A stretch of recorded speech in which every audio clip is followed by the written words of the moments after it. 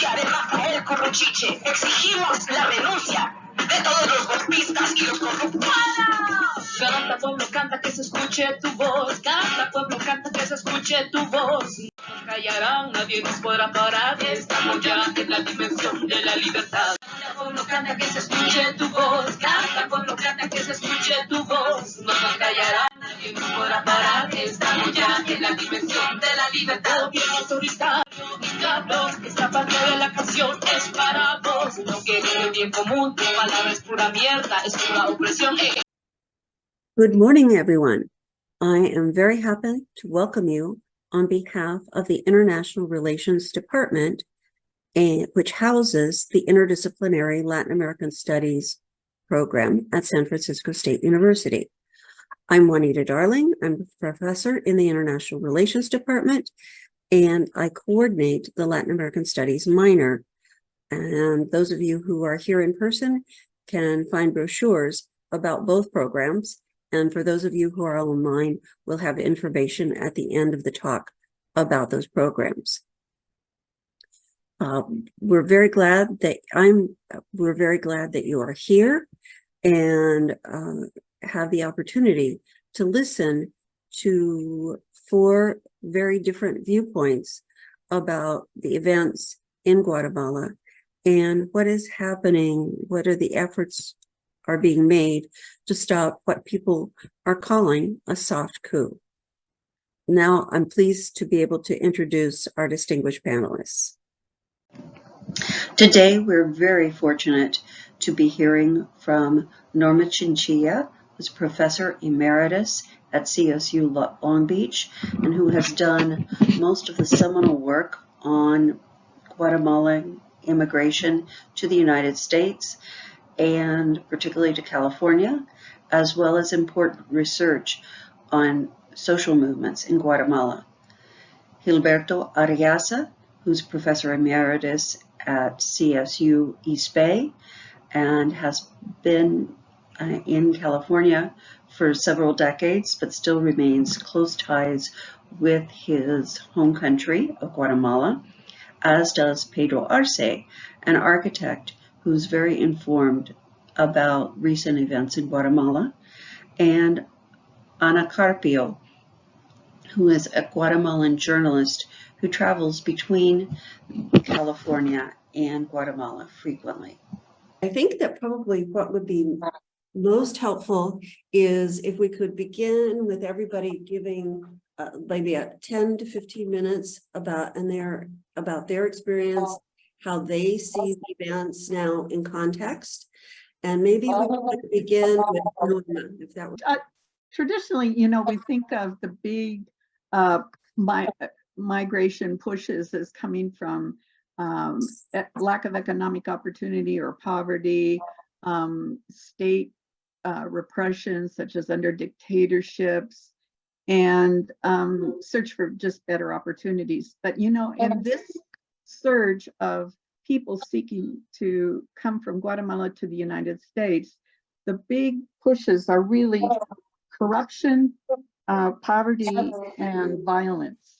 And what I want to give you a couple examples of is how these things work together. And in particular, something that we migration didn't really emphasize very much, which is the need for democracy, need for institutions that can create a more stable environment and a system of law, can actually help people who don't want to migrate stay in their home countries and make migration a more kind of regular process that doesn't create such pressure either way on either the communities that are losing some of their best members and the receiving country. So let me just give you a couple of examples that have changed my consciousness around this question. And one is I testify, and I'm called to testify in a lot of asylum cases for Guatemalans, particularly Guatemalan women who have suffered violence from domestic partnerships or domestic situations. And there's a special case in U.S. immigration law that establishes a precedent that the Guatemalan government does not protect is either unwilling or unable to protect women from, and also gender-based violence, gay and lesbian. So one of these cases, the woman had suffered horrendous violence from her husband, and she had actually sought protection from the police. There are laws in Guatemala that have been passed that guarantee these rights, but between passing the laws and implementation, you know, there's a big leap, right? And so if a government becomes unwilling or unable to implement those laws, or becomes riddled with corruption in the way you will hear from other participants, the government of Guatemala has become, then you go to the local police, you try to file a complaint, you try to get maybe you can get a restraining order for 6 months, but there's no way really to implement it. So this woman had tried different things, and she finally did actually succeed in leaving her husband, which is unusual. And she went to another town on the coast, and she started a little clothing business out of her house. So her actual reason for asking for asylum was because she began to be extorted by a local policeman. Her sister was connected up probably with gangs, and her sister, first of all, had been asking her for money. And when she finally said no, 3 policemen came to her house, armed, entered without permission, and demanded the money. And she said she didn't have the money. And they started, one of the policemen started caressing her daughter, her teenage daughter, saying how beautiful she was and how wonderful a prostitute she would make. And so between the threat of violence, of being killed or tortured or harassed because she couldn't come up with the money, and the possibility, the very possibility that they could take her daughter into prostitution, force her into prostitution, she fled. And she was asking for asylum from the US. Now, you know, asylum is very difficult to get because since the Trump administration has appointed a whole lot of new judges in the immigration system, they're not favorable to these cases. And we don't know yet how this case will come out. But my job was to try to convince the judge that the lack of democracy, the lack of a legal system that works where people could reclaim their rights, made it impossible for her to stay in Guatemala. And the other example I want to, so that really drove home to me how you can have rights in the Constitution, you can pass laws, you can get very progressive laws even with regard to women's rights, but without the mechanism at the local level, the regional level, and the national level to implement them, those rights are meaningless. And then the second example I want to give you is when Anthony Blinken was appointed Secretary of State, there was a lot of excitement about how there finally was going to be a US policy that actually addressed root causes of migration in Guatemala. And my congressman, Alan Lowenthal, who'd been in office for, I think, 16 years, and he was a powerful member of the Foreign Affairs Committee, knew that I, over the years, had given talks and talked to him about Guatemala. And he had his staff person call me and say, Norma, what do you think? We're on the verge of possibly allocating millions of dollars to Guatemala to help stem migration flows. Where would those dollars actually be directed that they actually would have some impact on people's lives that would make them want to stay?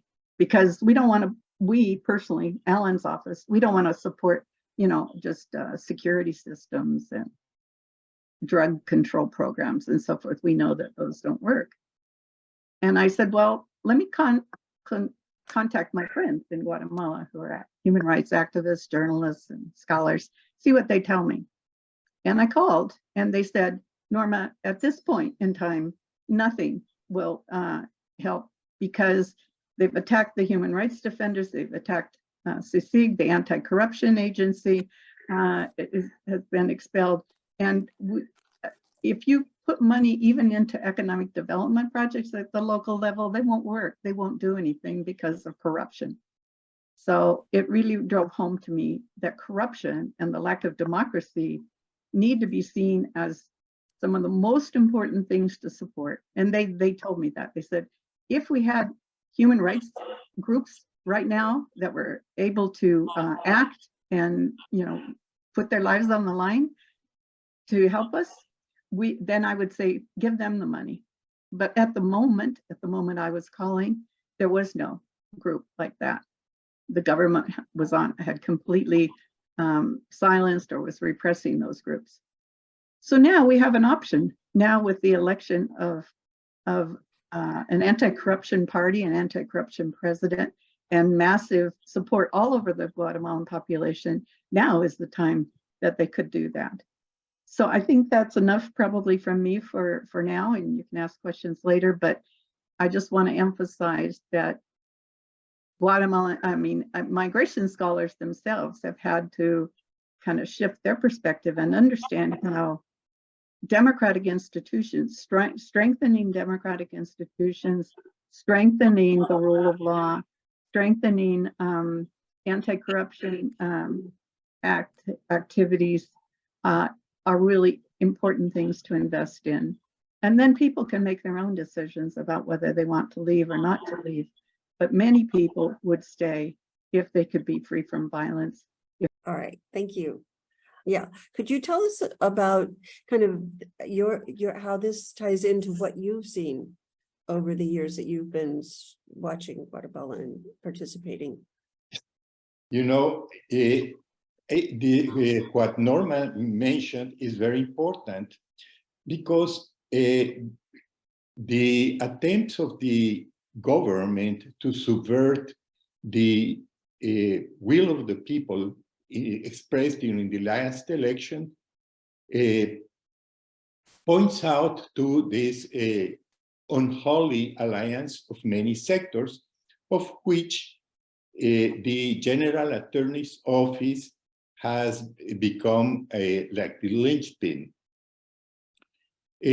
Recently, the employees of the General Attorney's Office demanded the resignation of the General Attorney, her name is Consuelo Porras, not only because of the illegalities that she has committed, but for the way in which her office is dealing with the mandate that the office has to defend the citizens. She is the defender of the people of Guatemala. Well, in order to appear as a very effective bureaucrat, all the cases are being closed without doing the due follow-up. So this is an example of corruption. But let me backtrack a little bit. The state institutions in Guatemala have been gradually taken by this cabal that we call in Guatemala the Pact of the Corrupt, in which participate the landowners, big landowners, agriculturalists, the agriculturalist sector for export, business people doing trade, also banking, financing.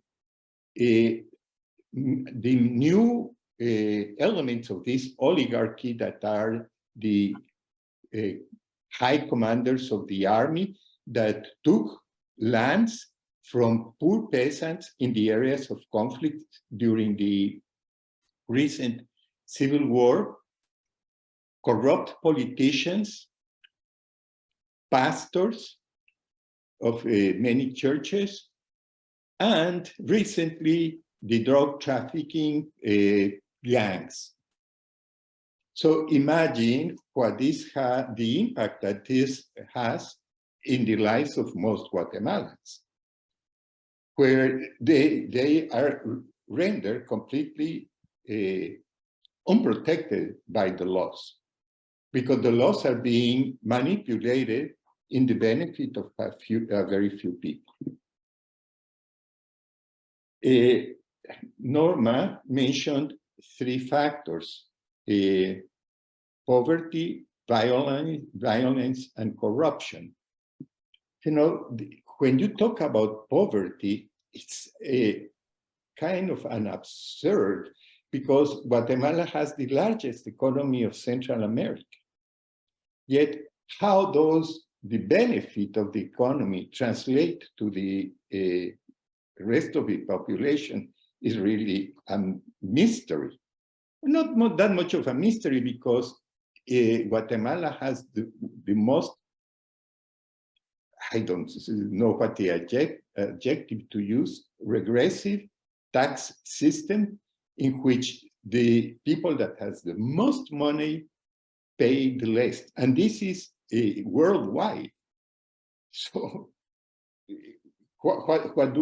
how can we expect people that are being subject to poverty and the derivatives of poverty, like malnutrition, violence, etc., can stay in the place?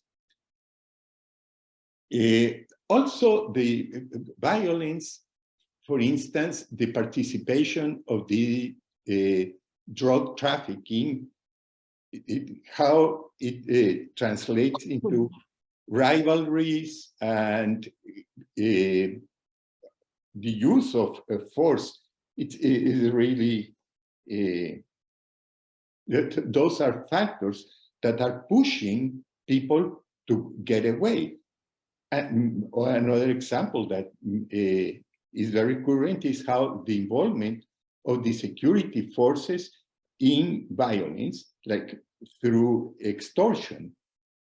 So there are many other considerations to be made, because they have an implication in which democracy can be freely exercised.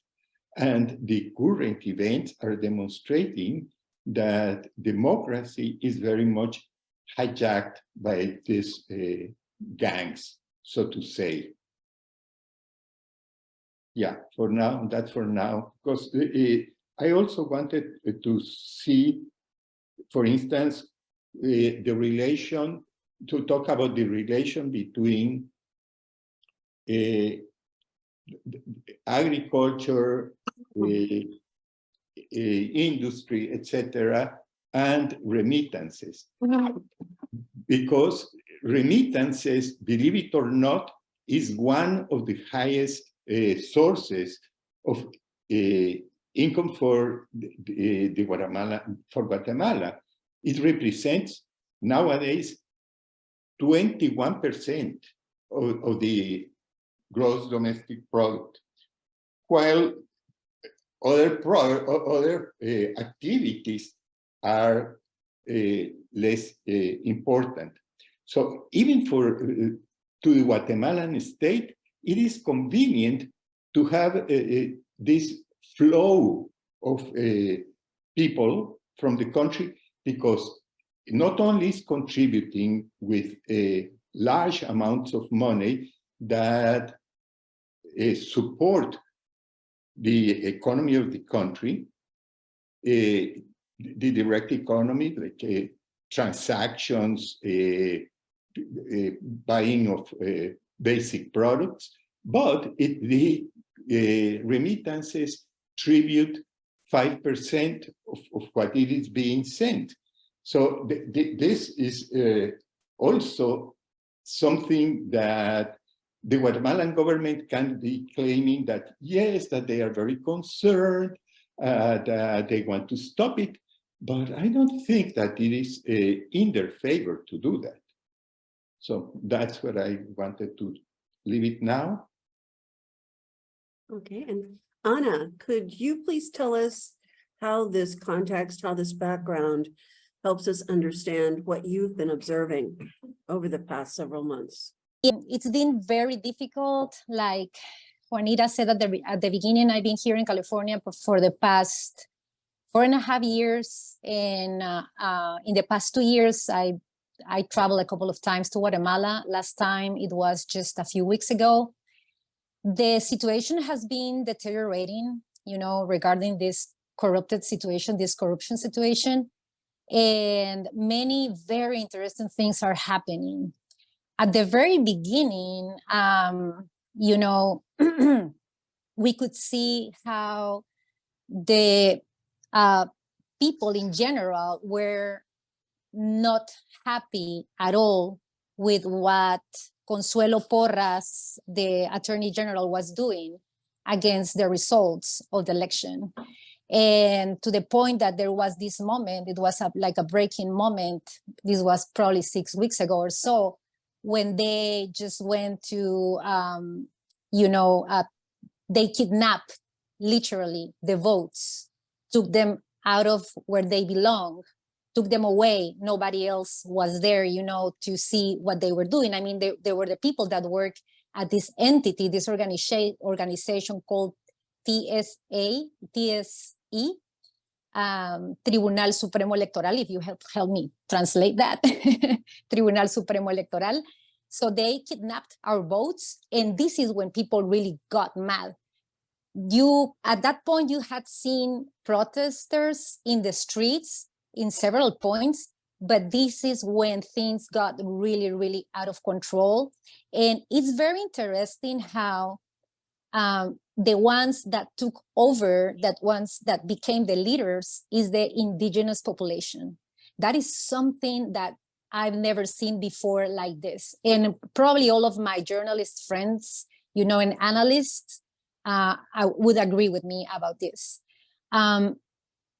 The 48 indigenous communities, or 48 cantones, as we call them in Guatemala, this organization, they went out and they said very clearly, we are not representing CID movement, which is the party of the new elected president, Bernardo Arévalo. We are here to fight for democracy. So they took over. And what I've seen that is very striking to me at this point is that you have to understand that Guatemala is a very, very racist country, especially in the urban, in the capital city or the urban side of the highlands, because we also have towns, and there's a big difference between the mestizos, Ladinos, and the indigenous population. In this case, what I saw before many times while I was covering, the news in Guatemala, is that people in the capital city, Ladinos or mestizos, the ones that are not purely indigenous people, a mix between Spanish and indigenous or purely Spanish people, white ones, we would call them over here. It doesn't matter normally which class they belong in society, they would condemn, people blocking the roads. They will not relate to their demands. They will agree, that they would disagree with their demands, and they would then back them up. They wouldn't do it. Now, what I saw is that people, and this is probably something that has been changing in the past years, especially since people have become more aware of how corruption is blocking the development in the country. So we had a situation in 2015, 2016, when we all went to the streets, to the main plaza, to the streets, citizens took over, and we demanded the president and the vice president to resign. And after some months, that was done. They had to resign because there was a general strike, and they had to do it. In this case, that hasn't happened yet, but in that moment, you could still see, and this is 2016, you could still see this separation between the indigenous and their goals, their demands, and whatever it was happening in the capital city. Bernardo Arévalo was elected by the people in the capital city and the urban towns, not really voted by indigenous people. But it was the indigenous people, the ones that are leading this fight. And like I was saying, it is amazing how now people in every social class, in the urban sectors in Guatemala are now supporting the indigenous people. There's not the bad words for them. There's a lot of understanding. You can see the rage, you know, from both sides, like from the urban side and the indigenous side, all becoming one. This is something I've never seen before in Guatemala. And also, I want to say that there was a person that called me the other day from Guatemala. And this is not a person that is completely aware. You know, there's people that live in a bubble. And so she called me and said, I'm getting really worried about what is happening because there's they are blocking roadways everywhere. We are not getting food. We are not getting, they are trying to stop the water running to the city. The running water is going to be, you know, we are not going to have tap water anymore. This person was worrying. And she also told me, I can't believe how this started being a war against corruption, but now it's becoming a war between poor and rich, between rich and poor or rich. The thing is that, and this is true, because at some point, I think the rich, which are also a very corrupted sector of the Guatemalan composition, they are, you know, saying things against Bernardo Arévalo. They clearly don't want this new president. They are afraid of him. They are afraid because he might stop whatever business they have with the government right now. And it's a lot of business. I mean, these people rely on corruption, you know, to succeed. That's the way it is. And there's this coordinating committee of agricultural, commercial, industrial, and financial associations called CACIF. They haven't been really backing up the people that is fighting against corruption. They are not doing it. And this is very sad because like my friend was telling me, at the very beginning, it looked like all of us were gonna fight against corruption, and now it's not working like that. And you can see that they had this chance of doing things right, but of course they can't, because it's very obvious they are also a part of the pact of the corrupt. So this is the way I see it. I've seen things I've never seen before. They are going on with their plan to stop or to cancel completely the results of the election. That's their plan. And to be honest with you, I've seen so many things that had been done until today, you know, people blocking the streets, people taking over the social media, expressing, you know, their anger against this situation. But I don't see, they have no intention to resign, and they are going to keep on going with the plan. They want to cancel the election, hold the Congress to choose a president, and they are gonna choose a corrupted president. And how is this is going to impact the situation in Guatemala? It's a very, very bad moment. I mean, if we cannot stop this, and people are trying everything, if we cannot stop this, they are going to keep on going. And I think the international community might need to do something more, because in Guatemala right now, the 48 cantones, they are still on a strike today, but I don't know for how long they are going to be able to keep their demands in the streets, because it's true. It's also causing a lot of trouble for the ones that want to go to work. There's there's many people in Guatemala, 70–80% of the population are poor. So they really need to work every day. And yes, they are losing money. It's amazing that it hasn't gotten under control yet.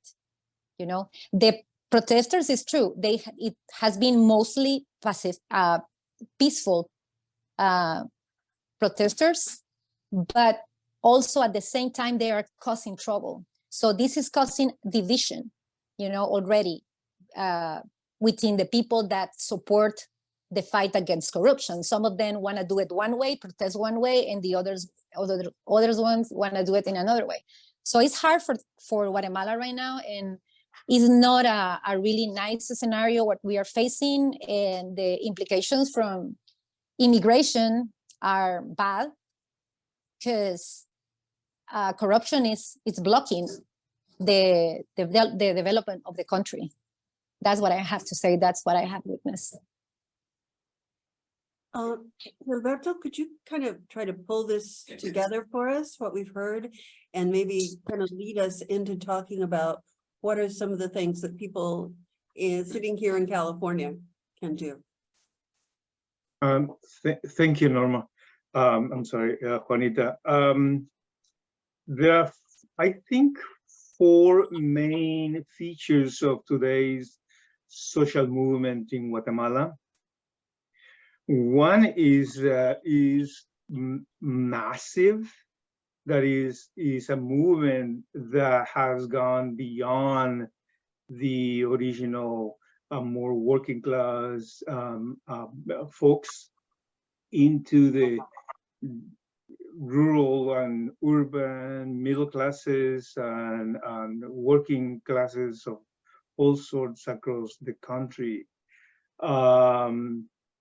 The massive nature of this social movement implies the entire country, basically. That Guatemala is divided in 22 departments, but in English we roughly translate it as states. And in my whole life, I have never seen a movement that encompasses so geographically so many people and territory. The second piece that I would mention as a feature of these social movements is that is led by the Maya indigenous people of the country. Never in my experience or the current history of the country, the Maya had the capacity to mobilize, to be the galvanizers of a whole national segment of protest and disgust against so much corruption and power abuse. And that is completely new. That you have the original, what is called the pueblos originarios, the native Maya, at the head of this social movement. The other important feature of the social movement going on is that it's technologically savvy.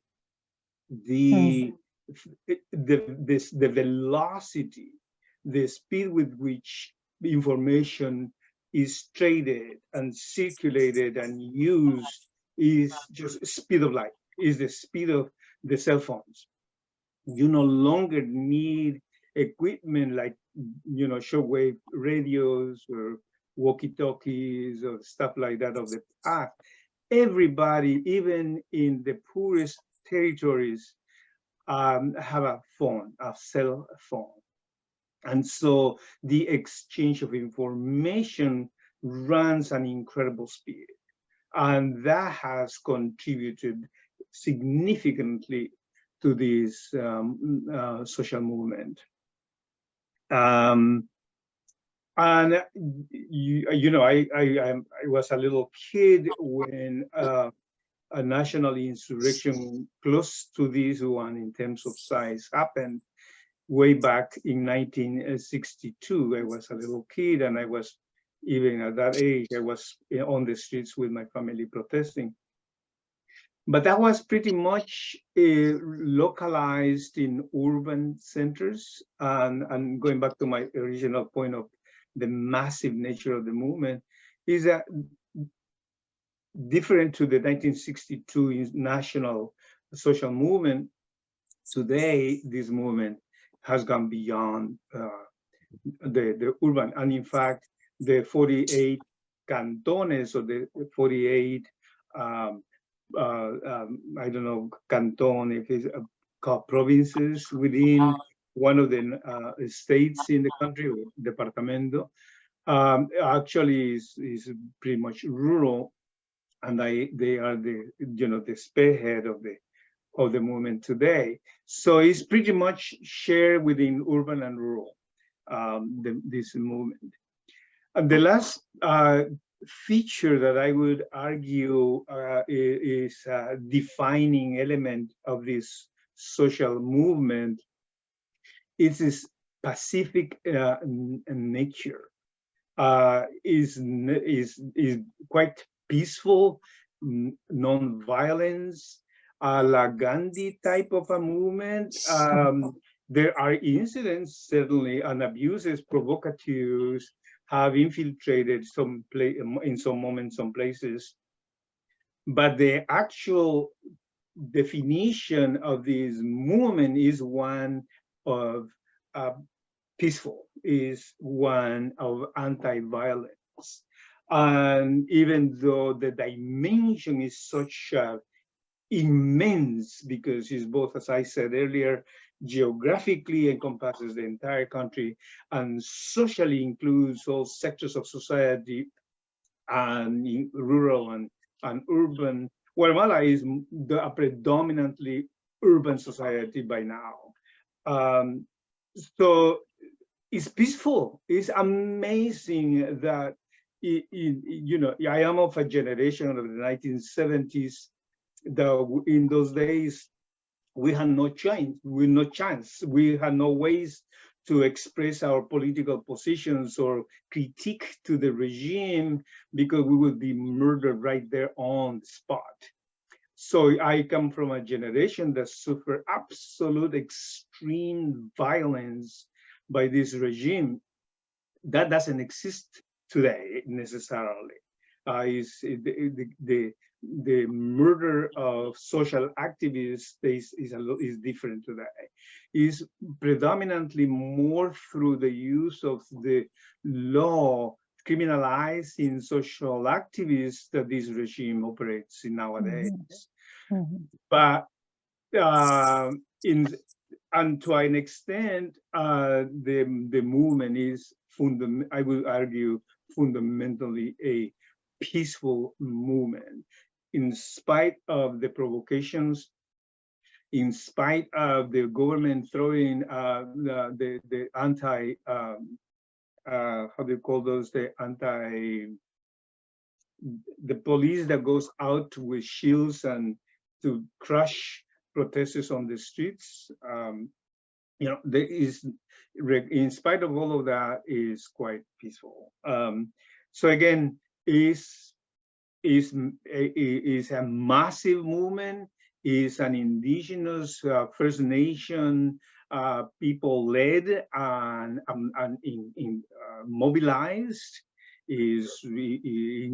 encompasses all social sectors of society, of course, minus the 22 families who own the country, who have run the country as a huge farm, historically speaking, that goes all the way back to the colonial experience, and the structures that the Spanish left in that society still are fundamentally intact. A country led by a group of families who run that country as a farm, have instilled a colonial mind in the Guatemalan population of a farm workers, basically. And the rebellion, that's why it's so important, this rebellion, this social movement happening against the regime, demanding a respect for democratic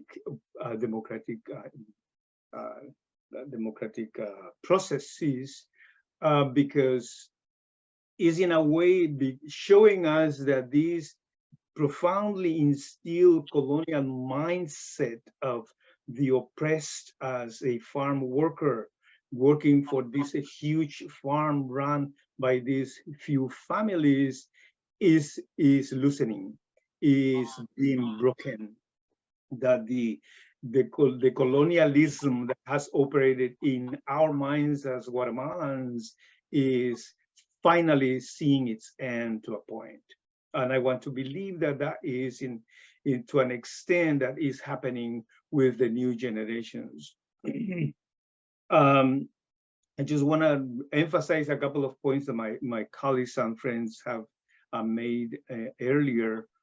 Just to give you an example of how that society where the oligarchs, they don't invest the riches in the development of that country, because the country is like a piñata, is like a treasure from where they take all their money and they export their money to the financial systems in Europe and the US. And that is that one out of every $5 that circulate in that economy, one is sent from the United States. That is 1/5 of the economy is sustained by the money sent by the 1.8, almost 2 million of immigrants in the United States.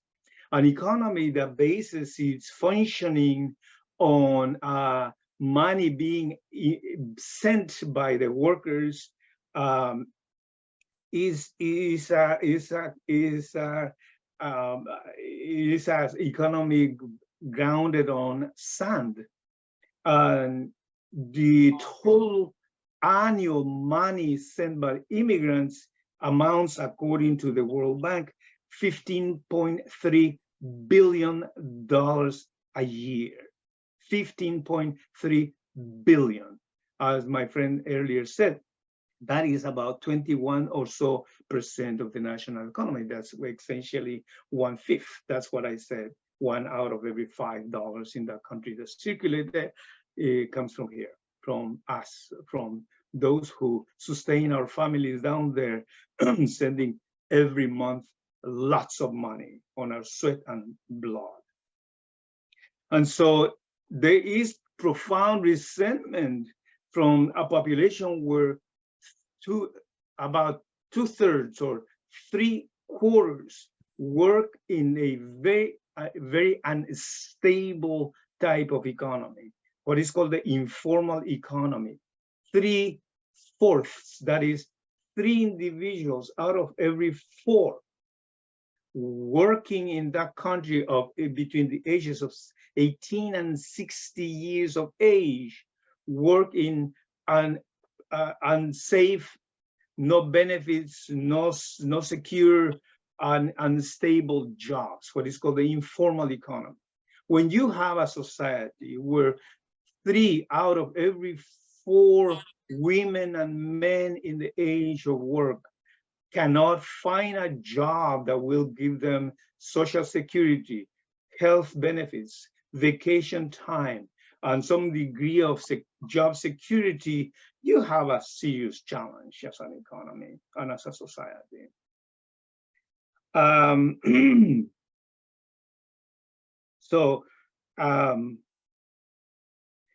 When you look also, and going back to immigration issue that I think Norma raised, when you look at the pattern of Guatemalan migration to the US, my generation never migrated. My diaspora, and that is me and Pedro here, my friend Pedro Arce, we belong to the diaspora that took place as a result of the war of the 1970s, 80s in the country. We were forced to leave. But the immigration in those days, even with the war, never amounted to the numbers that we see today. According to the National Immigration and Naturalization numbers, over the last 10 years, Guatemalan migration has increased to 336% in comparison to the prior 2000, the 1990s decade.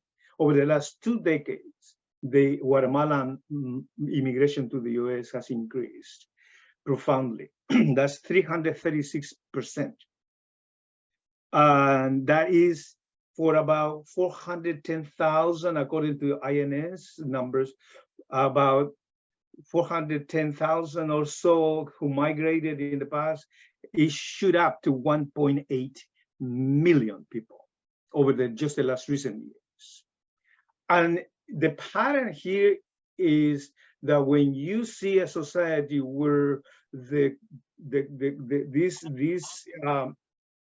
coalition, I don't know how to call that, but what is my people in Guatemala call the pacto de corruptos, the pact of the corrupt, when you have an elite composed by drug dealers, industrialists and financiers absolutely corrupted by the regime, who benefit fundamentally from the corruption of the regime.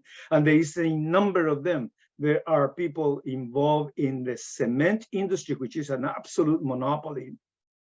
There is some financiers of the banks that benefit with the remittances being sent from here, particularly a industrial bank, or Banco Industrial family. The poultry people involved in the production and consumption and processing of poultry. Those industries, those individuals with names and last names, are the ones, the main beneficiaries. I'm sorry for the main beneficiaries of all this horrible system. And so back to the issue of immigration, when you have that coalition of really, really nasty social forces, well, of course, you force people to look for somewhere else to survive. It's just legitimate the right of any human to seek for a place where to survive, where to have some degree of decency in their lives. And so from the 1990s and 1980s, the migration pattern that was associated with the war itself or its effects in society, with the destruction of entire communities, etc. Even then, the immigration was not as massive as we see it today. So this coalition of drug dealers, these industrialists and financiers, and the kleptocratic politicians who have co-opted the government, I mean, there is no hope in that society when you have that degree of absolute corruption and control of the regime. Sorry, I could go on and on and on and on discussing this point, but I would like to leave it open to people who want to make to ask any questions to us. Or, I would like to complete by answering one question Juanita made, and it is, what can we do in the States to deal with this drama? First of all, we have to be aware. The media is constantly distracting us with what is going on in Hollywood and what's going on in the sports, etc. And we don't see that much report of what is going on in Guatemala, which is very important because it's an example of how, like Gilberto mentioned, social and political and economic problems are being dealt using or misusing the law, and more than the law, the justice. So awareness. And with awareness is something that also we have to be to have present. In Guatemala, there is a large number of former military people that are fighting force, and the government is threatening to use them. In fact, they have given a deadline of 72 hours to come and intervene in the blocking of the roads, los veteranos de guerra. So this is something that we have to keep an eye. And then we also have to see what our actions are, the different agencies of our government in the States doing to support programs and the economy of Guatemala. Roughly, the exports that the most important ones are bananas, coffee. You don't see this very often, but I have been doing numbers, and it is oil and crude oil and derivatives, raw sugar, palm oil, and nutmeg and cardamom. Those are coming from the agricultural sector. Then manufactured clothes. You know, you go to do shopping in all these stores, and you find out how many garments are made in Guatemala. Well, those are representing by now 11.7% of the gross domestic product. Then there are the other exports that Guatemala has that I wouldn't consider that important, because those are mostly directed to the Central American common market. But there are a couple more that have more implications in our economy: rubber and nickel. So what can we do? Do we keep on facilitating the Guatemalan economy to function with the remittances and with all these exports that are only benefiting a very limited segment of the Guatemalan society? Those are questions that probably it would be good to consider among us here. Juanita, may I just compliment what Pedro said? We have in our hands one potential legal resource. We, the US citizens, we, the people living in here, and that is the Magnitsky Law. This was enacted way back about 5 years ago to prevent the Russian mafia from exporting the riches stolen from both the riches of the Russian country as well as mafia stuff, drugs and arms dealers and all of that. And Sergei Magnitsky is the person who actually uncovered the degree of Russian corruption, and he was murdered in jail. And so the US Congress enacted a law and named it after him. Essentially, the law allows the US government to freeze money and all kinds of wealth from people suspected have earned the money from corrupt means, and also suspend visas. But you know, if I were a member of the corrupt, my visa is eliminated by the US. I cannot travel to US. Who cares? I'll go to France, right, or Spain. But if they touch the money, that is the pocket, then it's more serious, because now I have no access to my accounts in the US. And the good news about the Magnitsky Act is that it's global. Now countries in Europe are implementing the same law, whereby all my assets can be frozen both in the States and in France and in Germany and in Spain and all of that.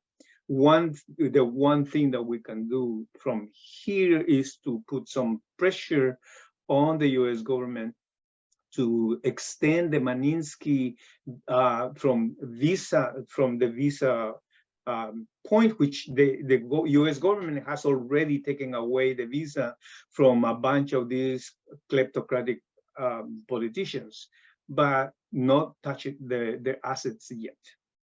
And that's, I think, a very central idea that we need to push here, and that is to extend the Magnitsky Act law to freeze all the assets of these people who is widely known have acquired all those riches via illegal means.